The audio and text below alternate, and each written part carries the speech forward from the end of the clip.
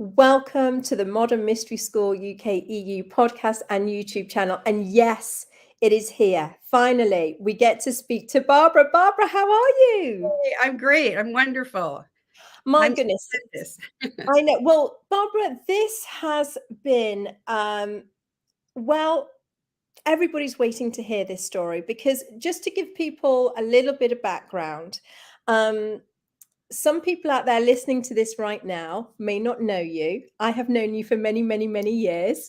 And a lot of people in our community in the Modern Mystery School, we all know you and we all love you. And we all have been watching and helping from the sidelines of your journey with cancer.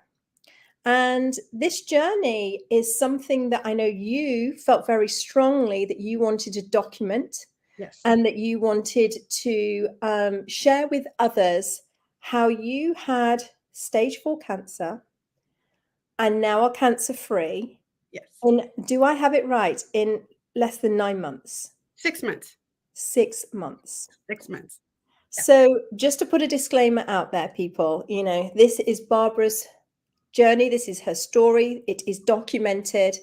And I am very excited to be listening and sharing this with you all. So Barbara, thank you first of all for taking the time and wanting to share this with us.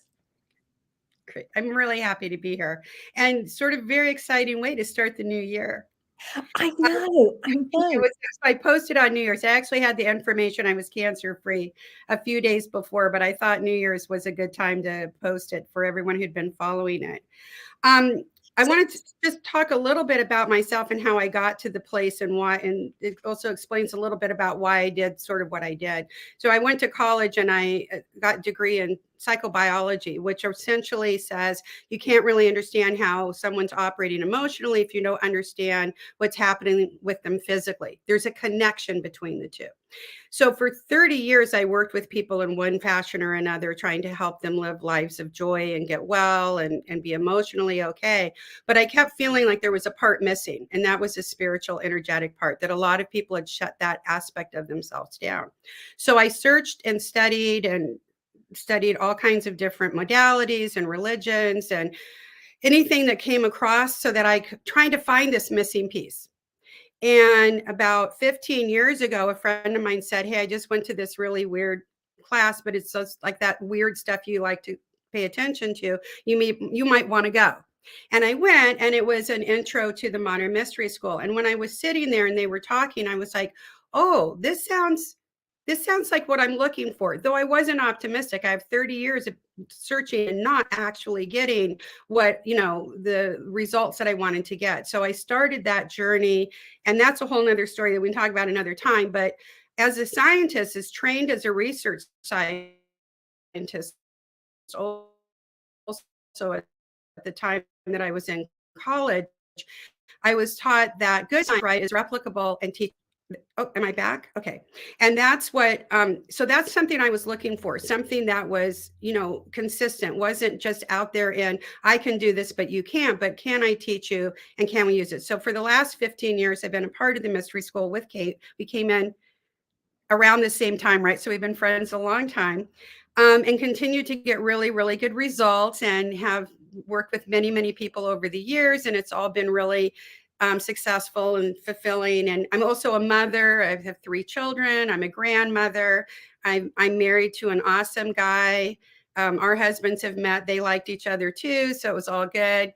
So I have a very full and complete life and things. And I was very busy right when this happened. I'd been in Missouri teaching a class, and then I'd gone to officiate a wedding. And then I was up in Toronto for programs, got COVID, came home, was bored, sort of a long story, was not feeling well. There was some other things going on, and went into the doctor. And on June 16th, I was diagnosed with stage 4 peritoneal cancer, which is a rare cancer and very lethal. And if you guys, anybody watching, you can go ahead and Google, and it'll say I had about a 9-month life expectancy after the diagnosis.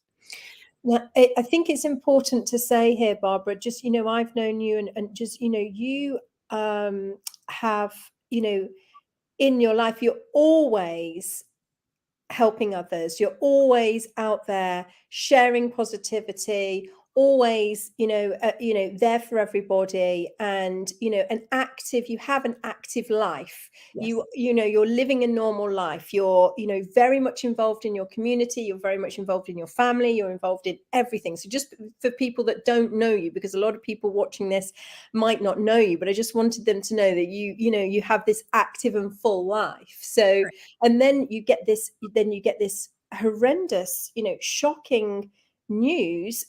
And so how did you deal with it? How did what were the first thoughts? How did that? I had very immediate first thoughts because of something that had happened about 20 years prior.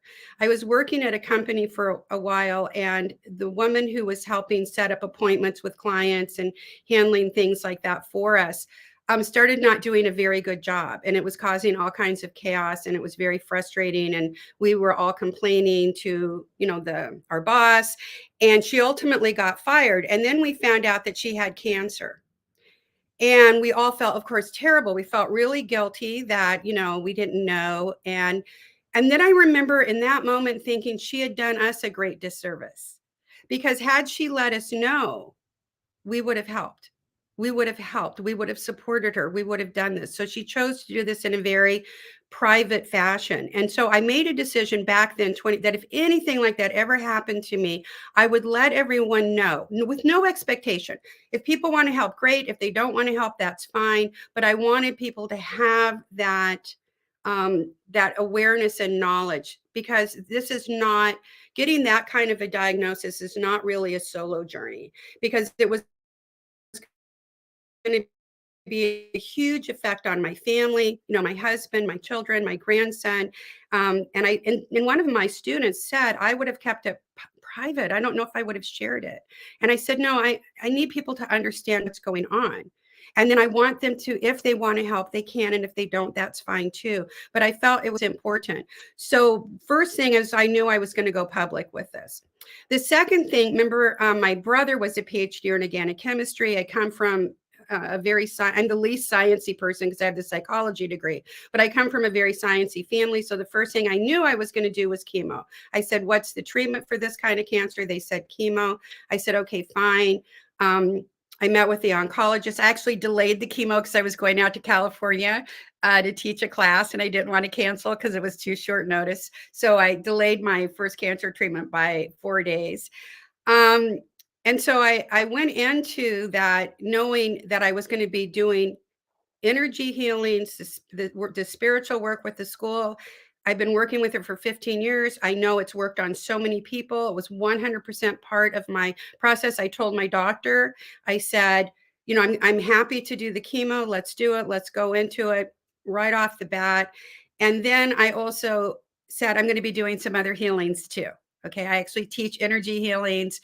And of course, he was, not necessarily wanting to listen to all of that, but he said, okay, fine, just don't take any other medications without letting me know. I'm like, okay, I promise I won't do that. We don't do that anyway. So it was a non-issue. So right off the bat, it was interesting for me that this hit my family really hard. Okay. And my friends really hard. But as soon as that first post went out I posted it on Facebook, within 24 hours, both privately and publicly, I had received over 300 messages, not from people just saying, I'll pray for you, but people saying, we love you so much. We love you so much. What can we do to help? Amazing. We're going to pray for you. And that was overwhelming. That right there, I think, started a huge amount. I felt so much love and support coming in, and it very much I understood that my original decision not to do this as a private event, but a public event is important, because that much love and energy coming in was amazing and so supportive. Oh yeah. I mean, just that alone, just that coming in and, us knowing what we know and how vibration and energy works. I mean, my goodness, that would just be like a cradle supporting you and just that, oof, lifting you up. What? 100%. 100%. I so much support. And I had a gift from Julie, who I work with, and she'd gotten all these little notes from people at one of the program. Yes. Do you remember that? Right. And I opened, and they were all in these little things, and I was supposed to open them. And they were like, people would say, "Oh, I love you," and all this. And I opened a whole bunch of them. And then I decided I'm not going to open the rest. I'm going to save those for days where I'm depressed. Where, because you hear how hard chemo is and how you get depressed and it's really hard. And so I thought, well, I'll save them for those days. And the other day, one of my students was over helping me put Christmas decorations away, and she found them and she goes, "You've not opened all of them." I said, "I never needed to. Yeah. I never got depressed. I never had to open them." So and that's quite unheard of, Barbara. That's quite unheard of, I mean, just working with, and obviously I've, been through the cancer journey myself and working through it with other people. That's unheard of. So that alone tells us that the vibration or the, the support that you were at, which is phenomenal. Right. Yeah, it was my doctor. One of the first things my doctor said, I wanted to quote it. He said, "When people come into me, there's two responses to a diagnosis of cancer. And there are those who let the cancer be in charge and those who decide to take charge of the cancer. And you are one of those that decided to take charge of the cancer." So from the very first time when I told everybody, if you were to read that original post, I said, we're not allowed to say I have cancer. We get to say I've been diagnosed with cancer, because I didn't want it. Words have power, and I didn't want to take ownership of it. I wanted to treat it like something that had happened and I needed to get rid of it. I did not ask for it. I don't want it. It needs to go away. And so, and even with when I got the chemo, I did a very different thing. And I decided to make it a celebration. Chemo, the day I went in for the treatment, to make it a celebration. So I would dress up and I would wear like fancy headgear, because of course I lost my hair. That's pretty much almost only one of the side effects I had. So I haven't had to shave my legs in 6 months, which I thought was awesome. Side note, kind of a fest. I try to look at the positive, right? Exactly. I love it. Well, yes. Yeah, I know, right? So I tried to make it a celebration. So I would wear fun clothes, or I would dress up when I would go in. And I looked at the chemo, and I wouldn't let anybody call it chemo. I decided to call it dragon fire magic, because I thought that was more festive than calling it chemo, because chemo has so many negative connotations. Yeah. And I was 6 hours. So I would be in a chair for 6 hours with this treatment. And there were like 5 bags, they'd be hooked up to an IV and put in through a port. I got a port. And every time they would hook the bag up, they would say, "What's your name and what's your birth date?" To the point where I think that's probably the most stressful part. And I would bless and thank the chemicals that were going into my body. "Thank you for serving me in this way. Thank you for going after the cancer. Thank you for doing this for me." So I tried to make that as cheerful as possible. And then I also was trying, the same time, people tend to walk into the office, and they're depressed, right? The first 2 questions every time I went in was, "Are you depressed? Do you not have zest for life?" And I would say no every single time. And this says, "You don't need to answer any more questions." And so I was trying to make it sort of festive for everybody, because I was interested in what was happening. So that part was fun. So words matter, though. So that was one of the things. And I always wanted to approach it, like I said, with the I've been diagnosed with this, and even with the chemo, calling it something else, and then having that positive energy go into it. And Barbara, so you obviously, coming from the science background, you already knew that you were going to take the medical approach, because not everybody does. I know. And you have a long experience with holistic and energetic processes, and you chose, what I think I'm hearing is, to have the best of both worlds. Correct. I am a big believer that we don't just, I believe that we were given the intelligence to be able to come up with good science, not that we always do a good job of it. And I think sometimes just picking one path, cancer is serious, right? It kills people. So I wanted to throw everything at it. I mean, I also got acupuncture, and I also got chiropractic care. I mean, I did, I watched what I was eating, not as well as I should have, but I attempted to eat less sugar, maybe not all that successfully, but did a pretty good job. But it was important for me to combine it.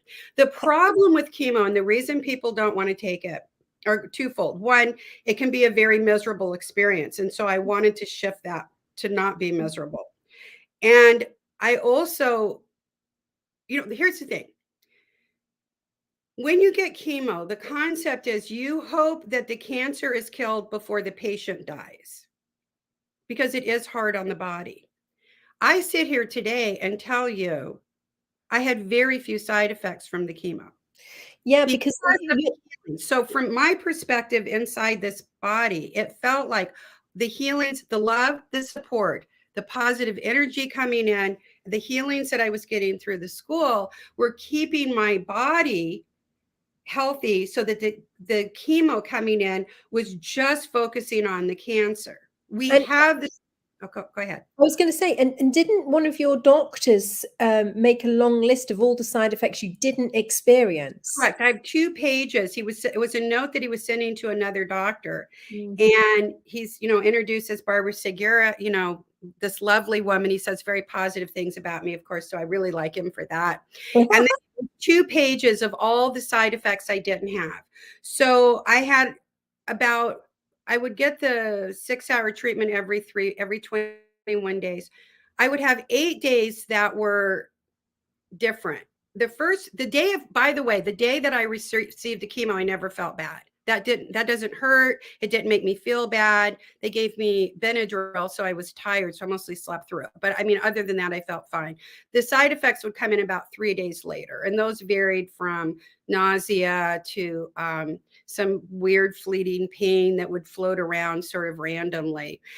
So those are part of the hardest times, but all of that would go away. And I did work closely with both my healing team and my doctor in terms of working with whatever symptoms I had. I think that's an important piece too, is that you look at it and go, I didn't want to have nausea, for example. So I worked with my doctor so we could figure out what he could give me so that I wouldn't have that. The same with pain, and I worked with that. And then I worked with my healing team. I'm going to tell this story. For almost the whole 6 months, one of the things that was amazing to my doctors was my blood work was so good. So my blood work stayed almost in the normal range. But 1 week, it went down. The white blood cell count went down to a 1. And and so I told Sarah, who was heading up my healing team, and told everybody to focus on it. And the next week it had gone up to an 8. So in 1 week, it went from a 1 in the white blood cell count. So people that understand that'll make sense. For the rest of us, it can just be a number. The following Tuesday, a week later, that white blood cell, we only needed it to be about a 4. So we kind of went over the top with it with the 8. And the nurses said, what did you do? What did you do? Did you get a shot? I mean, what happened? How did you go from a 1 to an 8 in 1 week? Or what did you do? And I said, I did something else. I did inhalings. And were people most? I know we're going to get into in a moment the protocol that you used, and that was mainly, but you were receiving physical healings and distance healings through the whole time as well. Correct. Yes. Incredible. Yeah. Yes. And so again, I wanted to and I also was trying to have fun during the whole thing too, and still engage and talk to people and do as much as I could, which was more limited than I was, happy with. Probably boredom was my biggest issue, because usually as you pointed out, I'm a very, very engaged person that has a lot going on. So it was a little bit boring, and I wasn't supposed to be around, but I did run a Kabbalah program during this period of time. Just on a Kabbalah program, no problem at all. We did 2 of them during this process, right? Those of us who know, we're like, okay. And there were some other classes and things that were running during this period of time too. And as you know, I'm area leader in Florida, so we have 12 guides here. So I was actually, when Dave Lanyon, when I sent him the news that I was cancer free, and I sent him a note to it, and he said, yay, we can't wait for you to get back on the horse. And I sent him a note back, and I said, I ran a Kabbalah program. I listed sort of all the things I'd done during the 6 months. I said, I feel like I was at least on a donkey. Maybe not a horse, but at least on a donkey. So it was, but faith was also an important part of this too, right? Is that I am a spiritual person. It is what we are about. It is what we teach. It is who I am. And so when I entered into this, I knew there were two outcomes. There was one outcome that I didn't survive. And I believe that I would have continued on doing the work that I do only in the spiritual realm and whatever, however people's belief systems are. I don't believe that we're just this, that we continue, our soul continues on. And so I was okay with that because I feel like I've done a reasonably good job with my life. So I felt like that would all go pretty well. So that was one outcome, or the other outcome was that I would kick it and continue to work and help people and do what I've always been doing. So for me, in that regard, I focused on those two. You know, those were the two outcomes. There were no other outcomes. Those are the only two possibilities. I either get healed from it or I don't. And obviously I wanted to do the get healed part. I was, you know, I have a grandson and he's a lot of fun. So I definitely want to be a part of that. And my children felt really strongly that they wanted to keep me. And of course, my husband was by my side through the whole thing, being awesome. And so, Barbara, with, just covering that a little bit, do you feel, and, do you feel that that had a major part to play in the fact that your mindset and your belief system was a major contributor to the healing process? 100%. And it's the one thing that my doctor, my oncologist also, I have two oncologists and they both said the same thing. Wow. Okay. They both said that when they met me, that they were optimistic because of my mindset, because of, approaching one, taking charge, right? Being in charge of it. And then also staying in a state of joy. And these are medical doctors saying this. So that's incredible. Yes. Both of them said that was, they were so optimistic where I was concerned because of my attitude, because of my mindset. And I would show up with a team of people. I showed up for one of the surgical oncologists, and I had Julie and my daughter with me, and they were like, you can only have one person in the room. And I said, yeah, no, I need, are you telling me I can't have my family in the room with me? And they're like, well, you're only supposed to have one person in. So when we went in the room, and now my daughter says I wasn't very pleasant, but I'm also always pleasant. I can't imagine this is true. But all of a sudden, the nurse left the room without saying anything, and she brought in Julie, who was with me, and brought a chair in for Julie to sit in. And when the doctor came in, I hadn't met him before, he looks at both of them and he looks back at the nurse, and she said she wasn't negotiable. She wanted both of her daughters in here. And so from that point on, Julie became my other daughter, and went to everything. Both of them went to all of my appointments with that.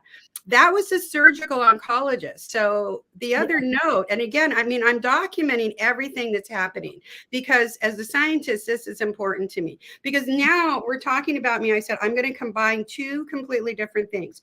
Western medicine, spiritual, energetic, medicine, whatever term we want to use for that, almost equally. Okay, almost equally. And I need to document all of this because if it works, it'd be good to know, right? It would give us something that we know about, right? So I really, really wanted to be able to document this. And in September, they decided based on some results that they were going to do surgery and they were going to remove the omentum lining, which is where the cancer was located, and my uterus. Okay. And that they thought they might have a good chance of getting rid of all of the cancer. So I have a whole team of people at the hospital praying for me when I go in for surgery. It's hours and hours and hours before they actually take me in for surgery. This is a very serious type of surgery. I have 2 IVs. One's ready for, they have to postpone it so they can give me a blood transfusion during the surgery because of blood loss. So it's not a great surgery. I mean, it's a life-saving surgery, but you could die during it. I'm not overstating. Okay. And so I had this whole team of people who had volunteered to go to the hospital and pray and be there with my family, of course, who was there waiting for hours. They take me in for surgery. 15 minutes later, the doctor calls my husband, he puts it on speakerphone and he said, there wasn't enough cancer in her for us to remove the organs.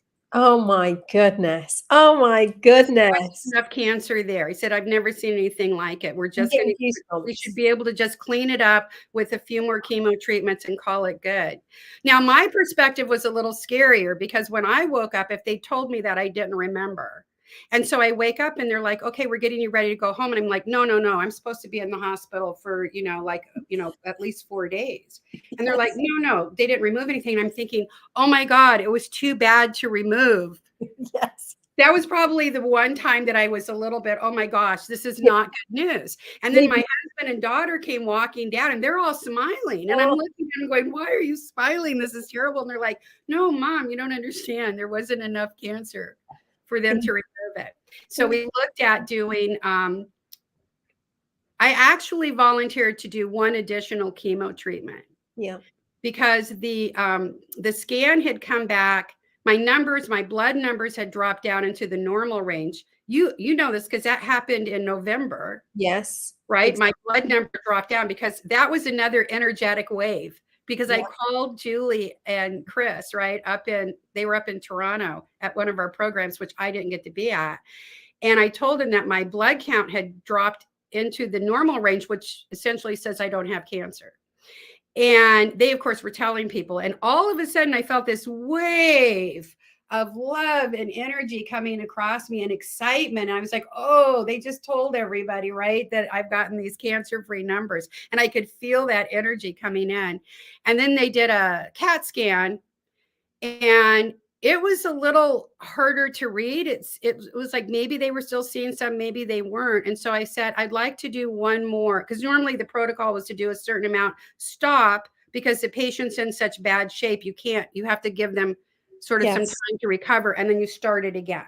Yeah. And so I went into my oncologist, who I like so much, and I said, I want to do one more chemo treatment, full chemo treatment. And he looked at me and said, I don't think I understand the question.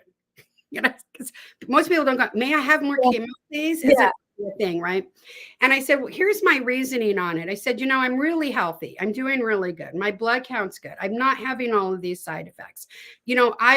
I really was thinking when I got cancer, I was like, okay, yay. I'm going to lose a lot of weight and be really thin. This will be great. That did not happen. Which my doctor thinks is great. And I'm a little annoyed because I thought that was one of the things. So I said, I haven't even lost weight. I'm in really good shape. I want to do one more. And then I want to be retested again. Yeah. And he said, okay. We talked about it. He goes, I think you're right. You can totally tolerate another one. Let's do it. So I did one more. And then, of course, my numbers dropped even lower and in the normal range. And then we did the full PET scan, and that showed me as cancer-free. Oh my goodness. So I was able to do that because I was in such good shape. Yes. This can only be the energy healing in my opinion. Well, exactly, because I think that's, just to reiterate that to people, lots of people out there either know somebody who's been through cancer or have had some form of cancer. I think we all have had an experience of that. And that's the one thing that you can actually visibly see in people is the way that it hits the physical body, the way that it hits the mind and everything. And this is, for me, this is key because you have documented a way in which potentially we could keep the physical body, the mind, the spiritual, structure, the energetic structure, all functioning at their optimum level, which is then supporting the physical system as it releases all the cancer, which is tremendous. Yes, which is from being in the body and going through it myself. Exactly, you described it perfectly. That's exactly what it felt like for me. And my doctor, like I said, he refers to me as a miracle. They're not quite sure what to do because though they followed the protocol, I had one of those cancers that are normally not treatable. It's right in the category of pancreatic and ovarian cancer. So those are the three that when people get them, you generally they don't survive. And obviously I've survived. And I also I'm 67 years old, almost 68. And I think I look pretty good considering I've just done 6 months. It's the one thing that no one could ever tell that I was undergoing chemo. I never, other than losing my hair, my physical appearance, if anything, I looked better because I'd been sick. Right? I'd been sick prior to this, so I actually looked better. But I think it was that attitude and having all of that energy come in. I'm going to sneeze. Maybe I'm not. Okay. So this is live TV. We're just rolling with it. I know, right? My daughter posted on her Facebook page, and I might try to get it. I tried to find it this morning. She'd posted a really beautiful message saying that she'd always known that her mother was a warrior. I can't read it myself because I start crying. That I was a warrior, but she was so grateful that she'd gone through these different stages, right? Like, how can my mother get this illness when she does so much for her community and other people? It doesn't seem fair. So you have to work through the anger and go, why did this happen to me? I did not go down that rabbit hole, okay, of why did this happen to me? But what I did want was, since it had happened, I wanted to be able to be as good an example of how to move through this as possible. Okay. For both myself, but also for my friends, my family, my community. And I did not want to be a burden on them. So said she shouldn't know how she could have done it without the support of everyone coming in. Because, and this is something we can talk about it. I have sort of a list of what can you do to make this process work better for you that we could go through at some point. But one of the things I did do that I thought was important was I was immediately overwhelmed when I first said I had it with how many people said, let me know if there's anything I can do for you. And our general response when people says that is what? Oh, no, I'm fine. I'm okay. I'm good. Don't worry about it. I don't want to bother you. And I thought, I don't want to do that. I want to allow people to help if they want to, but I also know I'm going to get overwhelmed by this. So I put everybody into teams. And I said, what is it that you want to do? Some people wanted to do healing. Some people wanted to transport me. Some people wanted to go get groceries for me. So I put everybody on different teams with team leaders. To manage it for me. And that was great. And then I also had people would contact, to find out how I was doing so I wasn't getting inundated with, phone calls when I'm supposed to be resting. And so I did put everybody into teams. And I did that for me, for sure, but also to support my family, because the toll on family is extraordinary, because they're the ones that end up having to take on this whole other job of dealing with, because with cancer, there's just a lot of moving parts. There's all these doctor's appointments. There's times you're not feeling great. There's just getting bills paid, there's a whole bunch of things that are happening. And that tends to fall on the family members who are already, right, emotionally stressed because their loved one is not well. And so I wanted to ease the burden for them also.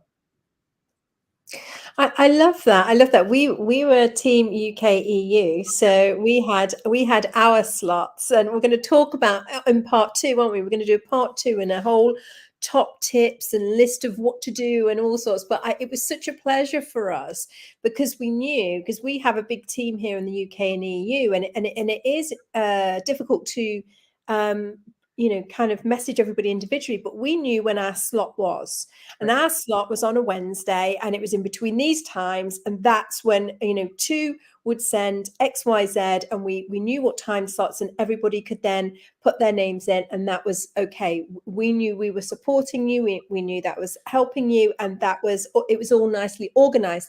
And I'm a big believer as well, as I know you are, is that the light functions in an orderly fashion. Exactly. The light comes in and it brings order and structure.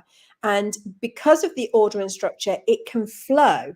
So you created this structure, and this orderly flow, and more light could come in. And actually, instead of all the chaos and the moving, nobody knowing. And then, of course, if that's happening, then it's harder for the light to come in and work. So this is genius, really, Barbara. Genius. You were replicating, obviously, as above, so below. I mean, that's what you were doing. That's fantastic.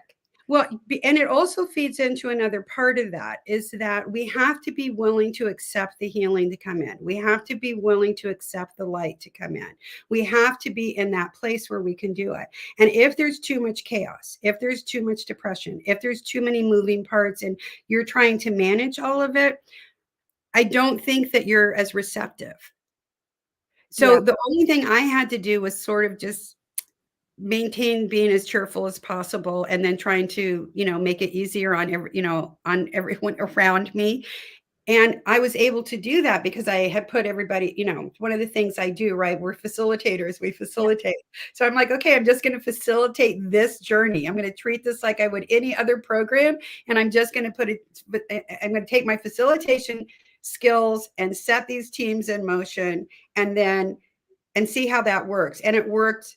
It actually worked almost too well, because every once in a while I will go, isn't anybody checking on how I'm doing? And Heather, my assistant, it was her job. She goes, no, I get like so many texts every single day from people. I'm just letting them know you're doing great. You're doing great. You're doing great. I'm like, oh, okay. All right. Okay. Okay. I love it, because that goes to prove again your theory, and we know it, it works, that it has to be something that you can replicate. So, Right. it goes back to that point that you've made, and you have replicated the system in which the light can flow into your healing process. So, just it's great, isn't it? Well, yeah, I sort of felt like I teach this, so don't I need to actually do this? Like, if I'm going to teach it, I need to live it. I need to be in the moment of it. I want to take all these tools and then let's see how it works. I say it works. I've seen results of it working. Let's do it in this really big fashion on this very serious level and see where we go with it. Because if it works in my head, if it works, then we've got a system. Then we've got something that we can look at. Then we have the good science that I always talk about, which is teachable and replicable. How can we approach this? And it did require, like I said, this was very much a merging of both. And I know I've heard many people say, I don't want to do chemo, or people have said, oh, I'd never do chemo again. I don't feel that way. If tomorrow I was told I need to do chemo again, I'm fine. I'm fine. But I did not have a miserable experience with it. So, but again, remember, I worked very closely with my team of healers, and I worked closely with my doctor. So when issues would come in, I'd go to both my doctor and say, how do we resolve this issue? This is uncomfortable, or I've got nausea that I don't like, or whatever. And he would work with it. And then I would notify my team leader, and she would notify the team of healers and say what to focus. It's the same thing now, because I still get this sort of maintenance drug I'm getting right now that I get once every 3 weeks. It only takes about 30 minutes. It's just a maintenance that they put you on afterwards to keep it. Essentially, if there's any sneaky little ninja cancer cells still hiding around, it keeps them from feeding or replicating. Yeah. And so it's a maintenance. And of course, pardon me. And of course, and of course, you'll keep up your. Obviously, we get healings and sessions anyway, but you'll keep up your system. Yes, it's different now. We've changed it. In fact, I was on the phone with Dr. Ann Donnelly the other day, and we were talking about how we wanted to move forward on. She's a medical doctor, part of the school. Right. And so we were talking about how we wanted to go forward. I don't need daily, I don't need the amount of healings I was getting, but what did we want to look at in terms of that, and which ones did we want? So we had a conversation on that and worked out sort of part 2 of this protocol of where we were going, and then, what we were going to be doing. And so, Barbara, one of the things that, is often, intrigued me as I, have worked with people who've had, and in my own journey as well, is that I find that, our path, which is obviously the path of the initiation, it's an initiatory path, that the more initiations we have, or the higher we have, it seems like we can receive healing on a much deeper level. Now, obviously, this is just my direct experience. Disclaimer, I'm not but from my observations, how did you feel that how you're a high initiate. You've walked the path for many years, and you've also worked with people that have gone through cancer experience. How do you think that has an effect, number one? And if so, can you maybe note some of the differences between people that haven't perhaps and people that have? Yeah, I think it made a huge difference. The more understanding we have how we work spiritually, how we work energetically, remember again, that acceptance of the healing, I understand it. I'm also a teacher too, right? So I have a deeper level of understanding how these work. So again, in that allowing the healing to come in, because of this higher level and having worked with it and seen it and felt it and understand how it works, I was 100% committed to it, and there was no doubt in my mind. And that is a result of the initiations. I did not suffer through doubt. I knew 100% that what I was doing was correct. I knew spiritually. I would meditate. I would ask for guidance from source, from God, from the hierarchy of light. I would ask, for guidance. Is this a direction? I would follow that guidance. And I knew through the whole course, and that, remember, the two outcomes were both, I understood. And in a sense, I was okay with either one. And that has very much to do with my spiritual belief system, from walking the path, from the initiations, from being able. I also believe that energetically, my body was really able to take those healings and work with them in a very big way. Because of that, because of the initiations, because my energy was positive. And then sometimes we talk about, how receptive are we? Remember, I started my story with the woman who kept it quiet. And part of my not keeping it quiet was to be, I always think everything needs to be a teaching moment. Okay. I'm a teacher also. So I always want everything to be a teaching moment. So I wanted to be fully transparent when I was going through this. There's some pictures you can see of me, right, where I've got tubes up my nose, and you can see where I've just had an incision and I've got a mask on and in a hospital bed. So I didn't want everyone to think it wasn't a walk in the park for sure. It wasn't, it wasn't something I'm like, yay, let's do this again. No. But I was able to stay in really this state of joy. I remember I was talking to one of the nurses and they were all laughing. I was telling a story, who knows which one. And they were like, we're positive you're going to get well because you're the only, you're sitting here, you're all hooked up to tubes, you're getting ready to go in for, surgery, and you're telling the doctors jokes. You're telling the nurses, stories. And again, that's because I live in a state of joy. I live this. I don't just teach this. I live this. Yeah. I incorporate vouch for that. You do. And I can vouch that. I've seen, you do.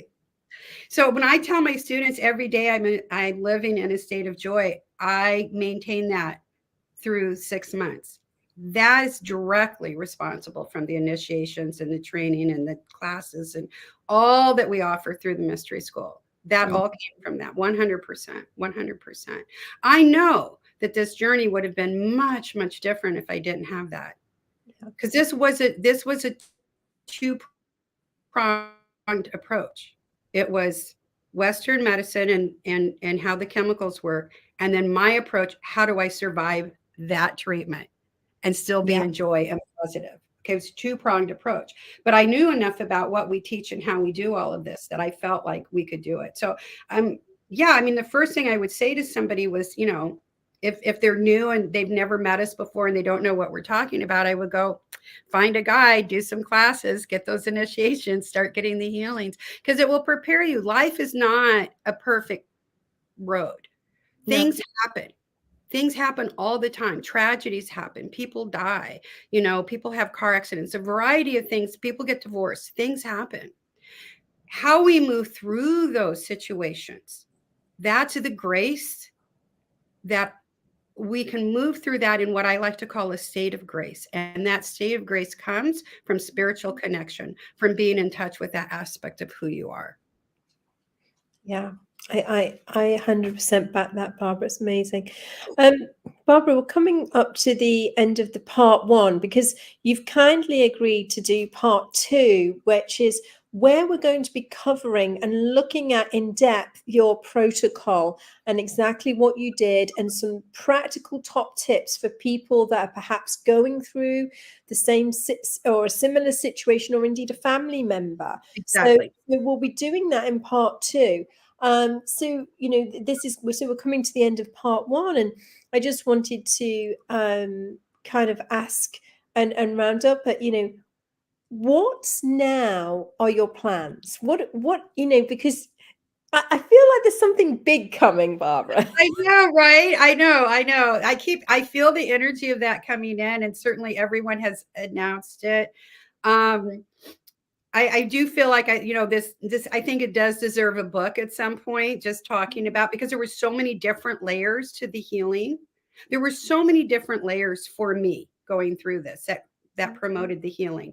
And so I think there is probably a book, and it is, and then also I do want the protocol to get published, essentially, because I can document every part of it, right? We know everything that happened to me in terms of healings and protocols and blood tests, for 6 months. And that's probably the most documented. I've worked with other people before that we've had really good results with their cancer treatment, and they're getting better. And again, no disclosure, we're not promising miracles, but it's worked, but we weren't all that well documented, right? So it falls into the realm of sort of hearsay.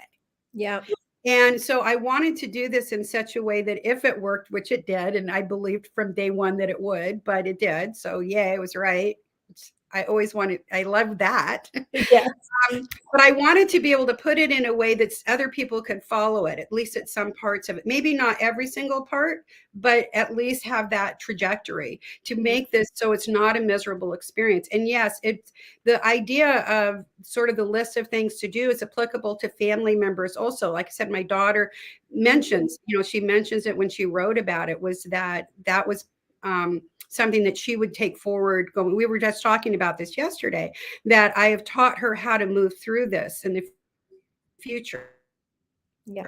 As she gets older and, raises her children and all that, when things come up, she has now kind of a system to follow of how to move through things in that, what I like to call state of grace or being in joy, so that we can do it. So yeah. So I don't know, maybe, who knows, TED Talk. I don't know.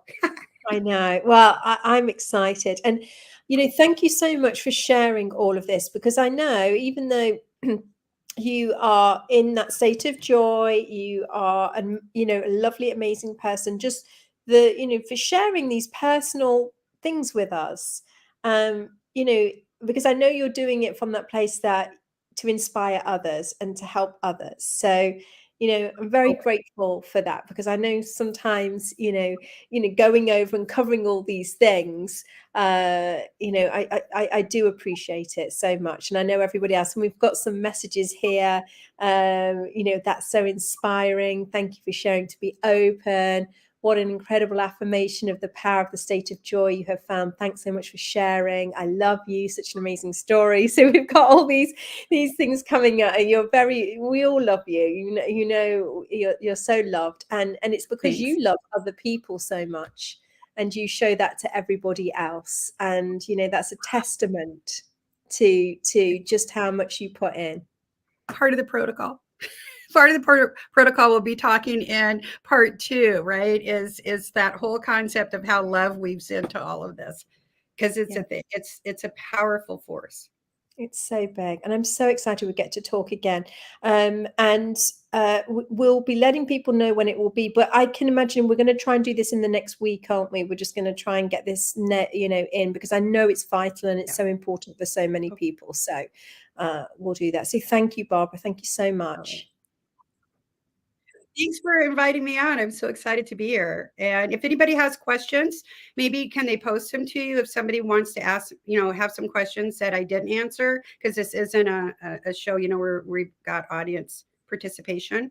I'm very much, willing to answer any questions. Yeah. Would be helpful. And that's a really good point, Barbara. Maybe next time, have your questions and you can message me or whatever, we'll get those to you. But next time when we're on, if you want to have your questions, and you can post them in the comment box, and then Barbara can also answer live when we're together as well, as well. So I think that'd be quite fun as well. Yeah. There may be something I forgot, so I'm happy to cover that. Okay. Yeah. Thank you. Perfect. Thank you. And thank you everybody for joining us. And we will see you for part 2 very soon.